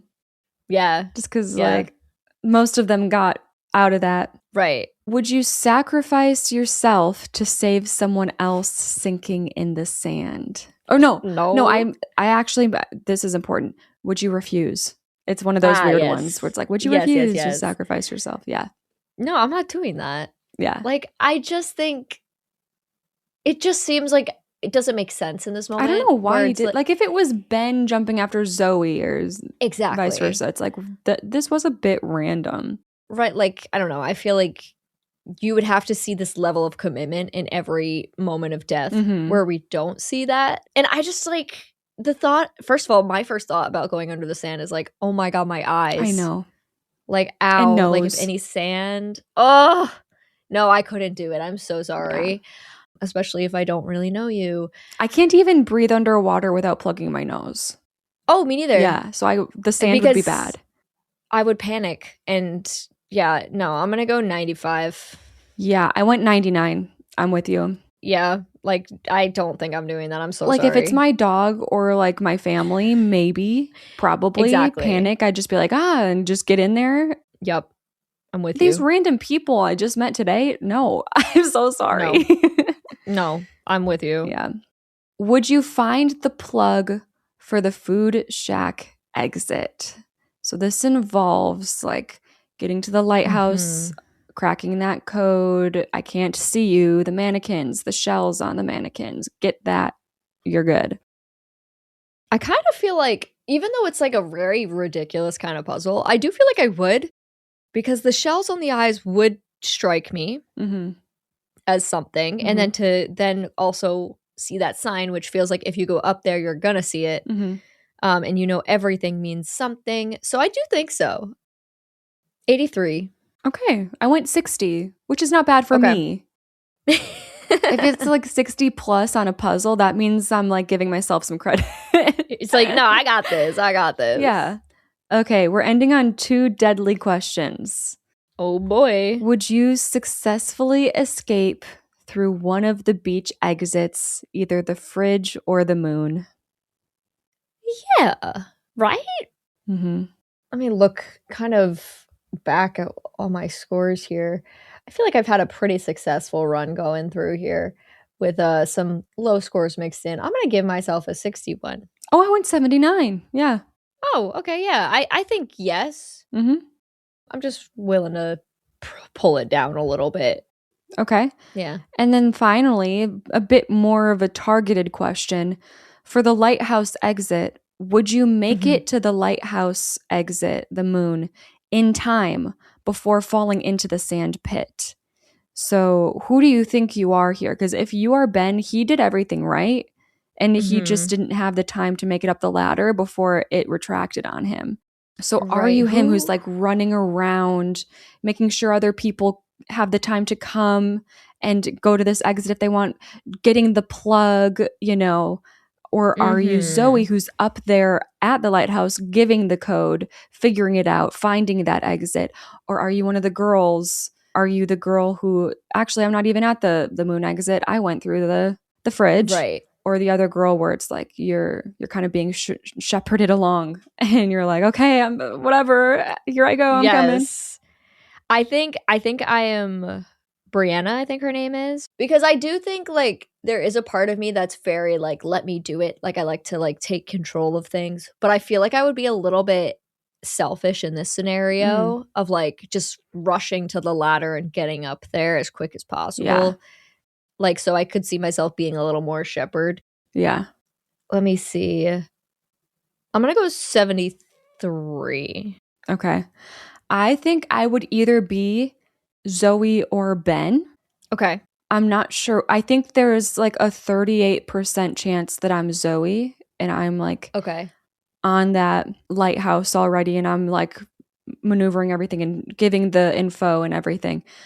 But then that remaining percent, I think I would be Ben. So I gave myself a 38% success rate here. In that case, I would be the Zoe, but I think it's very possible I'd be the Ben where I'm like, guys, let's go. Let's freaking go. Yeah. So yeah. Okay, my second survivability check-in is 66. Mine is 68. Very similar once again. Wow. Yeah. It's interesting how similar we are when I feel like we're picking different things. And this is exactly what happened last time. Is it really? Yes. It was like we were giving such different answers, but still ended up in the same place. That's so funny. All right, third act. Let's do it. So now in the sewer system, Zoe's having a moment. She's feeling sick with guilt over what just happened to Ben. But Rachel tells her, oh, you're the Rachel. Brianna went through the fridge. You're the Rachel. But Rachel tells her that coming back here and fighting Minos is the right thing to do, and she shouldn't regret that. Plus, I don't think I mentioned it at first, but the first escape room on the train car when electricity was flying and Theo died, Zoe took a video. Like, she has her phone on her. Oh. No reception. We're very low below the city, but she was able to take a video, and Rachel's like, that's something. Like, if we can get out of here and expose that video, we could shut them down. For sure. So Rachel also shares that she has a condition where she can't feel physical pain. And she tells Zoe to try and imagine what sort of like fucked up situations Minos has put her and people like her in. They need to be stopped. So this is where I'm like, oh, well, that's definitely what her theme was. Her theme was her and people who have that condition where they can't feel pain. That was like their thing. Yikes. Yeah. So yes, they make their way through the sewer system until they hear cars and horns honking above them. There's a ladder that they find. They climb it all the way up where they reach a manhole and climb out onto a busy New York City street. Oh, no. So they take a moment to soak it in, and they're like, oh my God, we did it. We're free. But then Brianna comes running at them, screaming, don't let it close. Don't let it close. Oh, God. And we pan back down to the manhole, and a new cover swiftly slides and locks into place. Oh. And yes, this is the next escape room. Both exits led to this escape room. So here we are. Crazy that the moon was even there. Yes. Yes. Unless we'll talk that about comes. It. Okay. No, that's definitely a talking point later. It's actually pretty small once the location of the walls like glitches and snaps into place, like we're maybe in a 50 feet by 50 feet at most type of room. Oh, okay. And there's a timer counting down on one of the crosswalk signs, only 1 minute and 30 seconds. Oh, shit. Okay. Rachel notices that the back of Brianna's neck is badly burned, and she asks what happened, and Brianna says that it was acid rain. And if they don't get out of this room in time, the acid rain will come pouring down on all of them. So she's been in here a little bit longer than they have and experienced that. Now there's a little convenience store on one side of the street with like a padlocked garage entrance. Brianna's like, okay, we got to find the keys to the bodega. Let's go. Rachel notices some graffiti on the garage door that reads, I'll always be watching over you, tagged May 26. So maybe 0526 is going to be the code again. That's the same code from the bank. Oh. Above the message is a graffitied angel holding a key. So Zoe clocks a neon cloud sign high above the garage door where this angel graffiti is and somehow connects like, okay, cloud sign, that means we have to climb up there. There's like a balcony and they need to go on the balcony. I don't know if I'd connect that, but okay. Yeah, I don't know about that. I'd look everywhere eventually, but sure. They notice a ladder attached to the fire escape that leads to a balcony just above the cloud sign, or actually below the cloud side. The cloud side's like up in the sky. So Brianna climbs up there, looks for anything. There's a lot of plants everywhere, but then on the balcony railing, she finds the key. Oh. It's just sitting there. The only thing is, it's stuck to the railing with a metal clasp. And now we have 30 seconds left. Uh-oh. Turns out, though, that all Brianna has to do is twist the key off the clasp. So what? So she does that and drops it down to Rachel. Rachel runs over to the padlocked garage and works it open as fast as possible. 10 seconds left. Brianna's shuffling down the ladder over to the girls at the garage. They manage to unlock it. They slide it up, only to reveal a set of locked glass doors now behind it. Oh. And then a small awning unravels above them in front of the shop just as acid rain comes pouring down over the entire room. Jeez. So they're safe for now, even though like some of the acid rain is coming through the awning, like it's slowly melting the awning. So they get hit with little drops here and there and it hurts. But suddenly the rain completely stops. And a second timer begins on the crosswalk sign for 1 minute this time. Oh. Through the glass, they look into the shop and they see a TV start to play a news broadcast. And it says, Conservation activists have started a chain reaction throughout the city. Residents are turning to urban rainwater collection. Okay, so they want them to collect the acid rain somehow. Rachel notices that another awning has unraveled over another one of these like prop shops, and then the phone in a phone booth nearby starts ringing. So of course, the phone booth is padlocked, but they're thinking if they collect enough acid rain, then they can pour it on the padlock and burn through it. To get into the phone booth. Okay. Sure. So according to Rachel, there's a very specific kind of plastic that acid cannot destroy. So they need to start looking around for anything that has not melted that they can use to collect the rain. With 10 seconds left, they find an unmelted ketchup bottle. So that's disturbing. It's ketchup, dude. Right, Our food is so messed up. I hate ketchup. So I feel like this is a sign. Like, guys, there's something in there. There's something in there. Don't eat the ketchup. Yikes. They screw off the top. They leave it out in the street, and then they run back underneath the awning. And obviously, with more acid rain pouring down, the awning is melting even more. More rain's coming through. They're getting hit pretty good. Nothing major, though. And when the rain stops, they all run back out. Rachel can't feel pain, so she grabs the ketchup bottle covered in acid. Yeah. And they run it over to the phone booth. Rachel dumps the rain onto the chain padlock, and it works. It completely melts through, and the chain falls to the ground. Crazy. So they all crowd into the phone booth, and Zoe answers the call, but there's no answer. They notice a poster in the booth, though, that says, "When the weather turns, give us a call." Oh, so when it's rain. Right. So I would assume, like, okay, we just have to wait for the rain to start again, and then we can answer. Yeah. Now, for some reason, Zoe thinks this must have something to do with the cab that's out on the street. Huh? There's a taxi. So, why? I don't know. Yeah, I don't know. So she runs out of the phone booth, starts searching for anything on and around the cab, but the timer is running out. Acid rain is on the way. Zoe's panicking and is like, we have to figure something out. Like, we're missing something. But it's like, girl, you're about to die. Like, get back in here. Yeah, what are we doing? Like, please move. And at the last second, Rachel grabs a plastic umbrella from inside the phone booth and throws it Zoe's way. Okay. She opens it up, and yes, it's that special kind of plastic, so it protects her from the acid rain. And when she looks up into the umbrella, there's a patch on it that says pawn shop. There is a pawn shop in the little street room that we're in, so she looks over to it, and on it, there's a sign that says, "Now's the time. Show her how much you love her. 3 rings." And it shows pictures of engagement rings. Okay. So it's like, dude, I'm dead, by the way. Bro, just right. Point. Like, what is going on? This is probably it's weird. Like, this one has ways of being like so overly simple and then so overly convoluted. True. At the same time. So he's like, okay, 3 rings. And she instructs Rachel and Brianna to pick up the phone and put it back down. Let it reset. They do. Oh. And then Zoe tells them not to answer the phone until the 3rd ring. Yeah. Okay. It makes sense, but like, would I go there? That makes sense, but how we got there doesn't. The umbrella, yeah, that's that part. Yeah.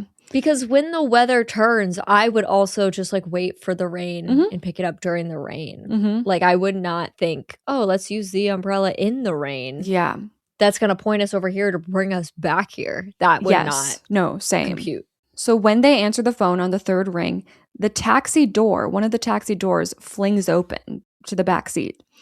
Okay. So Zoe gets inside, and then the acid rain stops again with a new 30-second countdown. So Brianna and Rachel run from the booth, heading for the car to get in with Zoe, but the car door closes itself before they can get inside. Oh, just immediately. Cool. So they're like, what the hell? And start to run back to the booth, but then that door closes on them too. Oh, shit. Yeah. They don't know what to do. There's nothing inside the cab as far as clues go, like literally nothing there but the seat. Oh. And both Brianna and Rachel resign to their fate. The acid rain comes pouring down on them, and they melt to death. What? Yeah. Yeah. And that's not fair. It's literally not fair because this feels like the game only wants, it's made for Zoe. Yeah. Like, they really just want Zoe at the end. That's crazy. So, like, that's just, like, that's not fair. This is not fair, man. I'm filing a complaint. The back seat of the taxi that Zoe's in opens up beneath her like a trapdoor. She falls down into a new room. Oh boy. And she's in like a cozy attic space that looks like a little children's play area. Oh. And spelled out with toy blocks on the ground is the name Sonia again. Sonia. She sees this. She realizes all these rooms they've been in must be Sonia's story, whoever that is. Sure. Inside a chest, she finds a Metro card, cherry suckers, a Polaroid, a bunch of little things calling back to all the rooms. And we also find Sonia's diary. Ooh, I love a Snoop sesh. Diary. Oh, yes. Zoe opens it up and reads, "Today was the best day with Mommy. We rode a train to the city. I got a lolly at the bank. We went to the beach.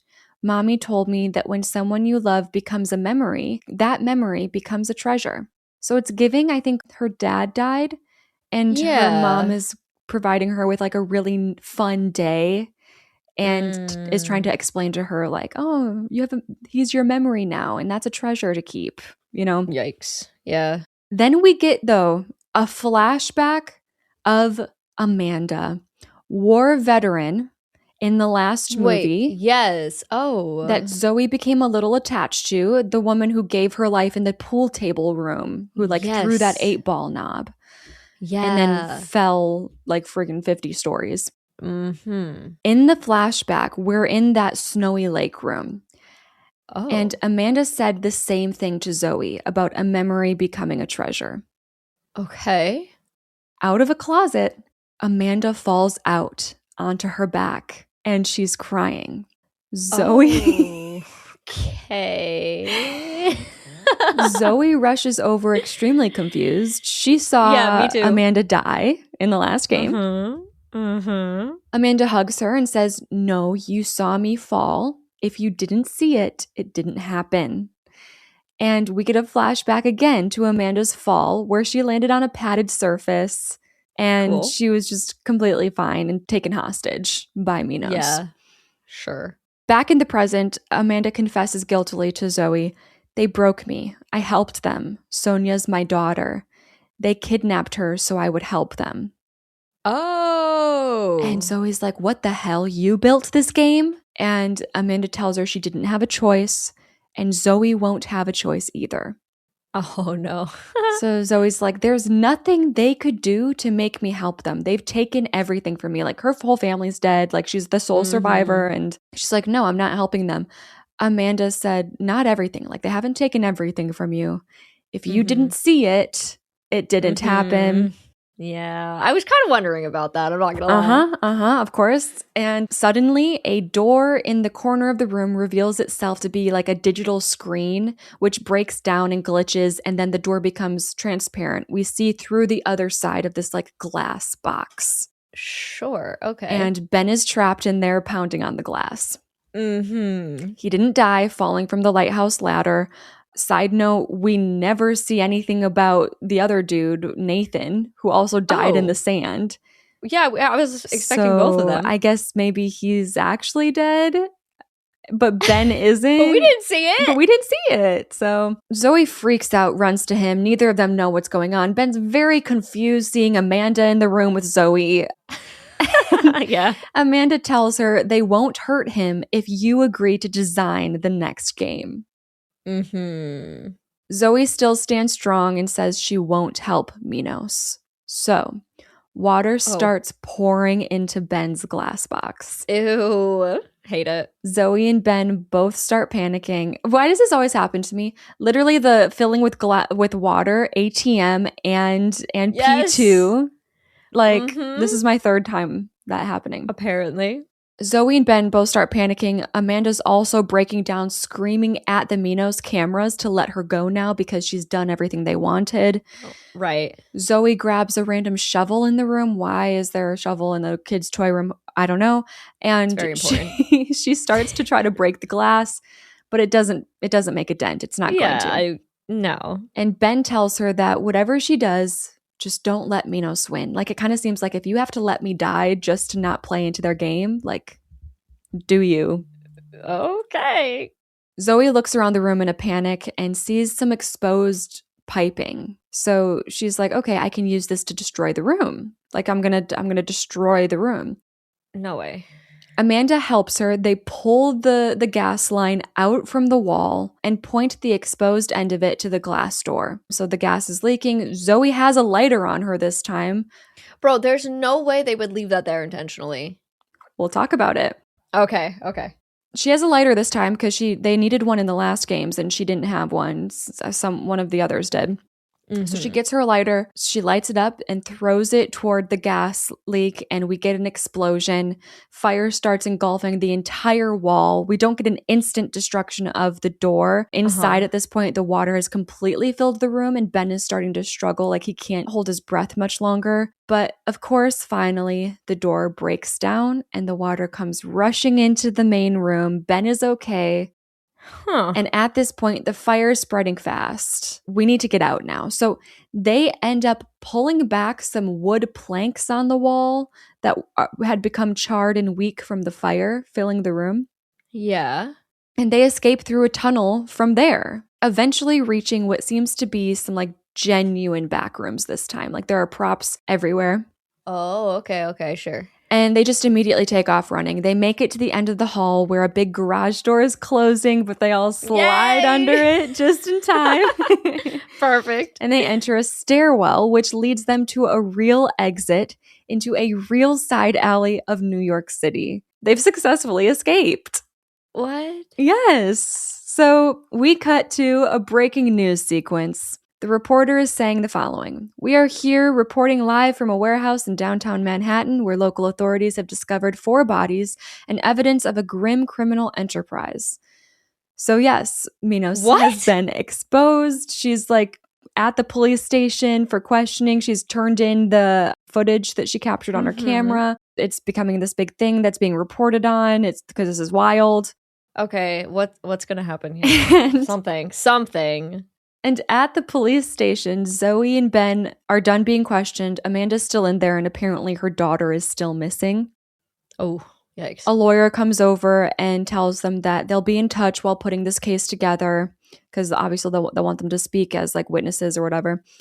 And then he also gives Zoe her mom's necklace back. They said like they found it in a box labeled Zoe. Oh my God. So she's very grateful to have that again. Ben and Zoe hug, no kiss, which I was like, that's kind of weird, but fine. Shucks. It's all very emotional because, you know, she literally thought he was dead. So it's like at this point that she's now like, oh my God, you're okay. Yeah. But now they're just ready to finally move on with their lives. And Zoe asks Ben if he'll fly back home to Chicago with her. Like it's finally, she's ready. It's time to conquer that fear. Right. I don't know if you remember this, but her fear of the flying is stemmed in like she was in a plane crash that killed her. That's her mom. right. Yeah. So we cut to them on a plane and everything's fine. But then Zoe starts to look a little worried and she asks Ben, like, do you think everything seemed a little too easy? Like the light leak in the beach, the moon escape, the tool to remove that moon cover, the exposed gas line in the attic. Like, yes, my compass necklace, how did they get it back so quick? Yeah, right. And Ben's looking at her like, oh, girl, we have a lot of trauma to work through. Like, this is very much giving her at the start of the movie in the therapy session where she's like, everything is a clue. Everything is a game. I'm still in a game. And he's just like, it's okay. And he's like, no, like, we just have a lot of trauma to work through. And he's like, you really think the entire police station was bullshit? Like, why would they let us go? It's over. And like the police station, it was real. Like there were people everywhere. It was very populated. Okay. And yeah, and they left the police station, went to a hotel, have spent the night, like booked their tickets, went to the airport, went through security. Like there's no way. No way. The pilot comes over the speaker announcing that they've reached cruising altitude and the seatbelt sign is now off. So Zoe immediately removes her seatbelt and says that she's going to go to the bathroom. And as she's walking up the aisle, she sees a woman that looks almost exactly like her therapist from the beginning of the movie, Dr. Sloan's. Okay. And so she's like, oh, she really thinks it's her for a second. She's like, Dr. Sloan's?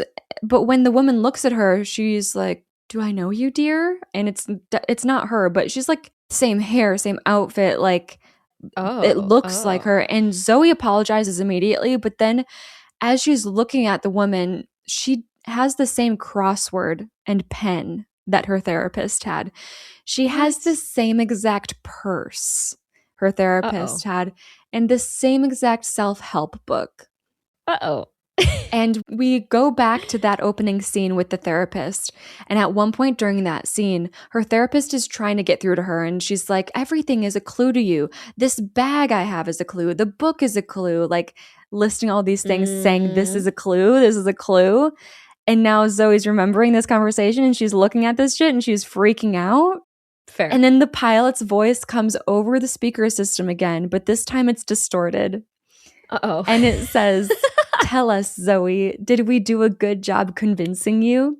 Ben's freaking out now too, and all the oxygen masks fall, and the voice continues. The game only ends when we say it ends. Thanks for flying Minos Air. And we cut to credits. This is it. That was Escape Room Tournament of Champions. Wait, that's not possible. Like, that's not possible. How did they simulate like all of that at the end? Exactly. What I'm taking from this is that I'm a little relieved because it's like you said, there were moments throughout these escape rooms this time where I was just like, really? Yeah. But then it being like, no, we're just having some fun. We're just trying to get you to the real escape room we saw them designing at the end of the last movie, the plane sequence, the plane escape room. Oh, yeah. I forgot about that. We just want to get you to that. That's what we've been planning this whole time. And this is just like a fun little step to get you to walk right into it, to get you to fly again. Oh my God. So yeah. I like that, but it's just crazy. But it's kind of fun. Like, it is fun. Like, this movie to me, absolutely ridiculous. Yeah. But this is the kind of shit that I do love. Like, I have so much fun with this kind of stuff. Yeah. I love it. My theory, though, is that the bank was not real. But when they left the bank, and I think they were really in New York, and they were really at a real hotel, and they really were at a real airport. But this company is so powerful and capable of anything that, like, I don't know, I wouldn't put it past them to, like, build a section of the airport that the airport itself doesn't even know exists.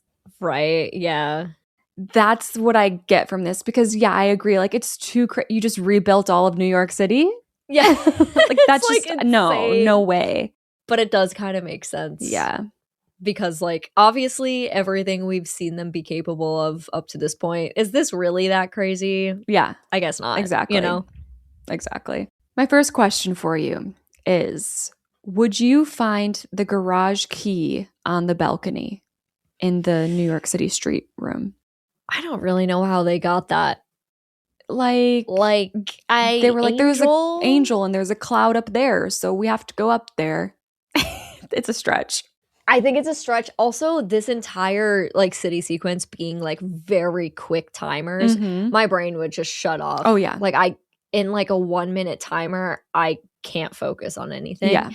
So like I'm gonna go 14.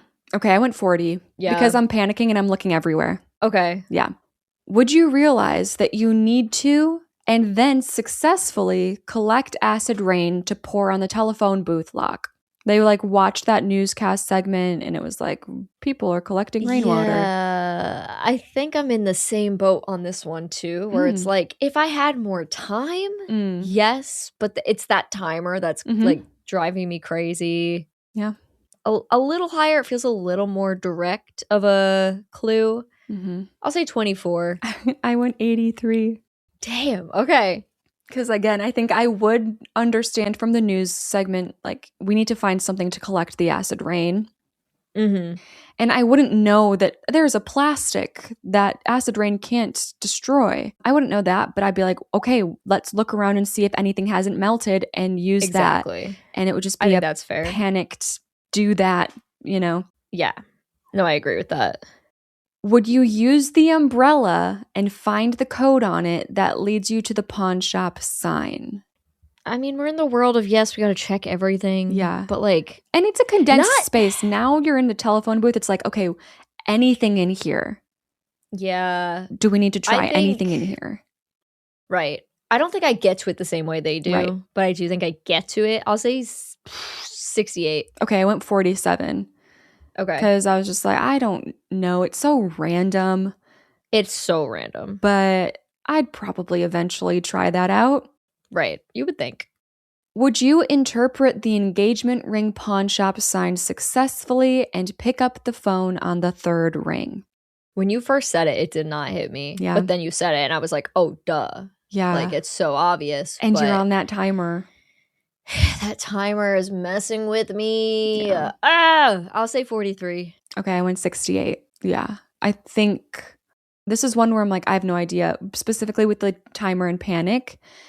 Like brain teaser things, but it's like 3 rings. It says it there. So it's like we should be able to connect that, but it's the panic and the like what's going on. No, I've experienced it in just like games. Yeah. Anytime there's a timer, I'm screwed. Yeah. I can't do it. Yeah. I just can't. Deadly question. Oh boy. Would you immediately get into the taxi cab rather than get stuck in that acid rain? Like, are you the person that's the first one in, or are you one of the girls huddled in the telephone booth waiting for something to happen? Yeah, I don't think I'm making it out of this one. Yeah. I just like it's so unfair. I know. But I have to take that that's just what it is. It is unfair. Mm-hmm. Yeah, I'm going to go low. Go 12 just in case I'm the other girl. Okay. I went 21 because okay. I think this does heavily depend on who's with you. Because I can be that person. Like, I don't like to be the person to step up and be a leader. But if no one else is willing, I'm like, all right, well, then I'm going. Let's do it. Yeah. So, yeah, both of these girls were kind of like not stepping up really and just like not knowing what to do and just panicking. And I totally get that. And I would be that. But if I'm with people who are doing that, I would try to be like, okay, let me be the leader then. So, yeah, 21 though. I'm still like, I don't know. Maybe. Would you use the gas line to make the attic escape room explode? I don't think so. I don't think I would like recognize that. That's not where my brain would go. Most likely. I'll say 17. Did you say 17? I said 17. Hey, look at us. Because like it's not so much that I care about following the rules at this point. Right. It's more that I don't know what kind of explosion this is about to create and if I'm about to kill myself right now. Yeah, like I wouldn't know what I was doing. Yeah. Okay, makes sense. Would you pull back the wooden panels and escape through the attic tunnel? I don't even remember that happening. Yeah, that's how they got out. They were just like charred panels from the fire that they pulled back. And it's like, why is there a perfect tunnel right there? I don't know. Yeah, that's crazy. I mean, clearly now we know they wanted them to escape. Right. Yeah. But it's like, it's so convenient. It's funny because it is so convenient, but it's so intentionally convenient. Right. So it's like, it's funny. I just think like this seems like the point, like if I haven't reached the point already where I'm just like, there's no winning this. I'll give myself a 34.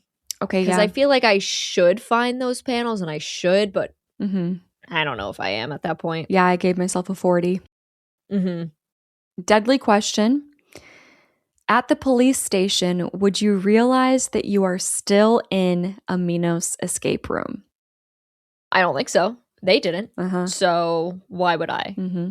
Especially if, like what you said, it's like it is all real and they just are manipulative enough to know that they have you, even though they've set you free. I don't think there's anything that's like super telling. Do you think there is? No. It looks and feels very real. I did not see it coming. I'm going to say 1%. Okay. I went 6. Okay. Yeah. Just because I don't know how paranoid we are at that point. Yeah, fair. But yeah, very low. For this last question, I went back and forth on whether I should make it deadly or not, and I didn't. Okay. Because I'll explain why. The question is, do you drive home instead of taking a plane home and conquering your fear? This, of course, aligns with my theory that once they leave the police station, they are free. Sure. But they don't realize they're about to walk back right into a simulation with the plane, which is crazy because then they're just assuming, like Minos is just assuming she's going to do that.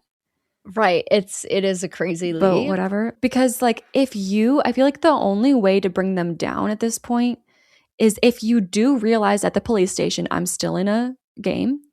I'm going to act like I don't know that. I'm going to leave the police station and I'm going to go to the real police station. I'm going to go to the real Yeah. authorities. I have this video. I'm going to expose them for real. Because God, even that like that newscaster, like news special that they were playing in the police station, like that's not real. So anyways, Crazy. then like, yeah, then I'm going to expose them for real, but they don't even realize that I know. And that's like, I feel like that's the only way that you can do this, because even if at this point I'm free and I decide not to take a plane home and drive, they're going to get me another way. Exactly. So that's like they're why not going to let you get away. Yeah, that's why I'm not making this one a deadly question. Like, you're away for now, no matter how you answer this, but you're not away forever. So anyways, yeah, Right. would you drive home instead of take the plane home, or would you conquer that fear? I think I would drive home, because I think at this point I'm like, why would I risk this? Like, because if my fear is like crashing, it's like, why would I risk that after going through everything? Like, I'd rather just drive, even though, yes, of course, we know cars are more dangerous, blah, blah, blah. Right. But if that's your fear, I'd probably just be like, no, let's drive home. Let's keep it simple. Yeah. So I'll go 86, honestly, on that one. I went 99. Damn. like I'm so stressed out. You think I want to get on a plane now? Like, this is not the time. Like, maybe this is a step toward one day conquering that fear, but I just went through so much. I don't need to get on a plane. Yeah, I think that's a bit of a stretch. Yeah. Okay. My third survivability check-in score is 37%. Okay. Mine is 25. Yeah. So a bit of a dip Yeah. compared to yours, but I don't know. Like, I think that city section with the really quick timers is just a no-go for me. Yeah, I know. Yeah. So that means my final overall score is 53. We're in the middle. Mine is 47. So it's a 50. It's a 50% episode. God. Damn. Yeah. Right smack dab in the middle. I'll take this. I feel like we've hit a 50 before, and every time it makes perfect sense. Yeah. Where it's like, do they want you alive or not? Is part of it, because I really do feel like this was for her, and everyone else was going to die. Yep.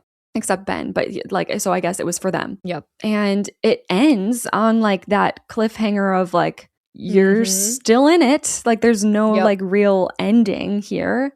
So it's like, yeah, it's like, like feels incomplete. Like, the story's not even over. So it's like, I don't know, 50%.